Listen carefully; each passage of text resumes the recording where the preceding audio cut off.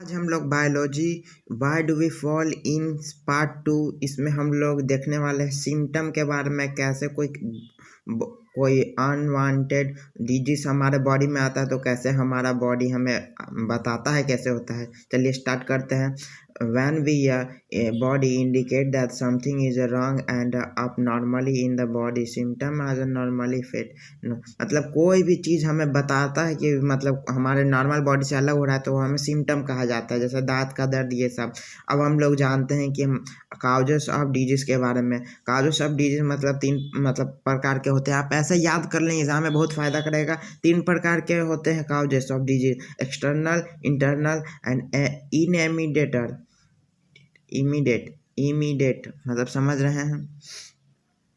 First external में हम सब देख सकते हैं, उसमें 4 फैक्टर होता है। मतलब ये पैथोजन भी होता है, माइक्रो ऑर्गेनिज्म भी होता है, मतलब इसके कारण भी होता है। हम लोग अच्छा डाइट नहीं लेते हैं तब ये होता है, या पॉल्यूशन के कारण, इन्वायरमेंट पॉल्यूशन के कारण, या हम सब गलत लत लगने के कारण, या कोई ड्रग्स ये सब लेने के कारण भी होता है। अब हम सोचते हैं इंटरनल काउजेस ऑफ डिजीज। इसमें हम लोग मैल फंक्शन ऑफ द बॉडी, मतलब मैल फंक्शनिंग मतलब समझ लीजिए ना, ये कोई भी हमारा बॉडी स्टमक ये सब अच्छे से काम नहीं कर रहा हो तो उसे ही कहते हैं मतलब मैल फंक्शनिंग सब करना, वो अच्छे से काम ना करे।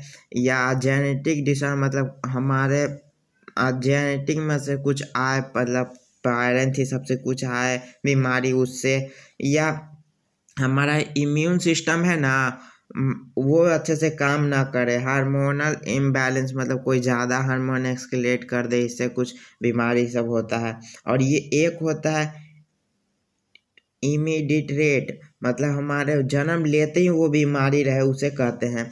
अब हम सब चलते हैं सेकेंड टाइप, मतलब टाइप्स ऑफ डिजीज भी हमें पढ़ना है। इसमें हमें पढ़ना है इन्फेक्शनल और नॉन इन्फेक्शनल। इन्फेक्शनल में हमें देखना मतलब पढ़ना है ना, इन्फेक्शनल वो होता है ना जो हमें बाहर से आए, पैथोजन मतलब होता है बाहर से आए।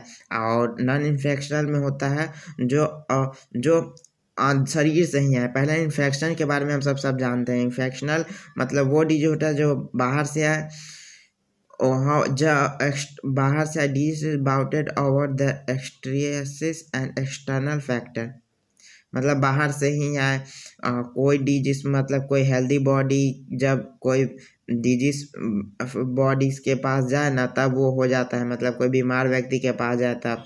ये ट्रांसमिट होता है कांटेक्ट करने से, किसी से हग या हैंड से की सब करने से, तो ये पास आने से फैलता है। ये होता है कम्युनिटी मतलब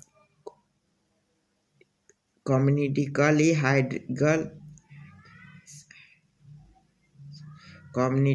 hygienic can be reduced to incidence of infectional disease, मतलब हम लोग ना इसे रोक सकते हैं कैसे, जब हम साफ सुथरे वातावरण में रहें और हमें अपने आसपास साफ रखें, जो भी व्यक्ति इन्फेक्ट है उन्हें अच्छे से रखें, अलग रखें। अब हम चलते हैं इन्फेक्शन नॉन इन्फेक्शनल ऐसा बोल सकते हैं। इनमें हमारे अंदर से बीमारी आता है, ये किसी के मतलब कॉन्टैक्ट से नहीं होता है, फैलता है। इसे हम रोकने के लिए ना कोई साफ सुथरा रखने की जरूरत नहीं है, मतलब दवा ववा खाइए हो गया, अंदरूनी चीज़ है।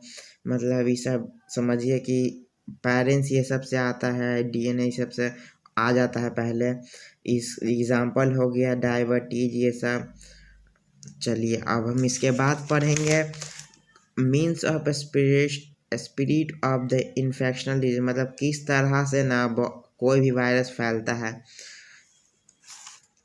Means of spread of infectional disease मतलब समझिए ना, पैथोजन मतलब ट्रांसमिट होता है एक से दूसरे बॉडी में, हेल्दी बॉडी में, इसी को ही कहा जाता है। Pathogens are transmit directly for the infect person to the healthy person, मतलब कोई इन्फेक्ट पर्सन है ना जिसे हो चुका है इन्फेक्टेड पर्सन, उसमें से दूसरे में जाता है। इनका इफेक्ट होता है डायरेक्ट और इनडायरेक्ट। डायरेक्ट में हमें 3 पॉइंट पढ़ना है: ड्यूरेबल और spread by skin through the body fluid liquid.